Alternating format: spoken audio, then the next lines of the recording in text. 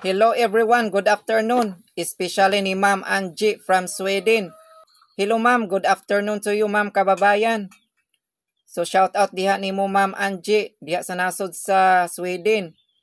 Okay, so thank you so much ma'am for sharing your blessings. This is a great help for us for our daily needs. Thank you kayo ma'am sa gisned nimo nga cash nga kantidad kini og 3,000 pesos.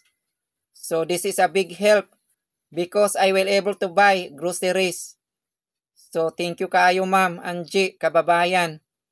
I'm so happy ma'am kababayan.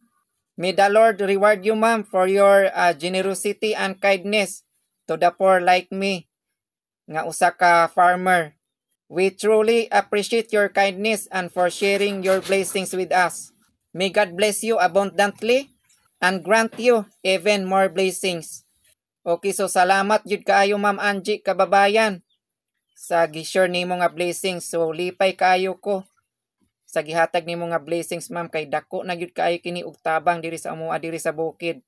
So salamat jud kaayo. So kini si Ma'am Angie mga kaidol, dili kini siya makahibalo mo speak og Bisaya even sa Tagalog. English speaking yun ni si Ma'am Angie. Mao nga ako gyud ning gisagulan og English kining ako ang pag-istorya diri karon. So pasensya na sad mo kung adunay sayop sa ako ang pag-English diri. So kini si Ma'am Angie mga kaidol, ubay-ubay na gyud in town nga natabangan niya no nga mga vlogger, nga mga farmer o mga fisherman. So daghan na gyud kaayo. So ubay-ubay na gyud ang iyang natabangan nga mga mag-uuma o mga mangingisda.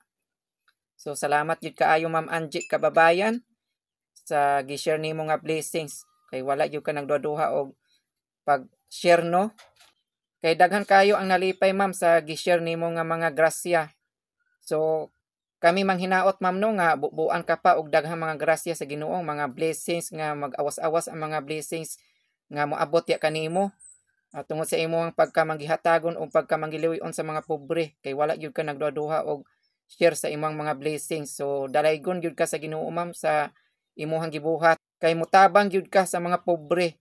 Mao nay dalaygon sa Ginoo nga mga dato no nga mga tawo nga manggiluyon gyud kayo sa mga pobre.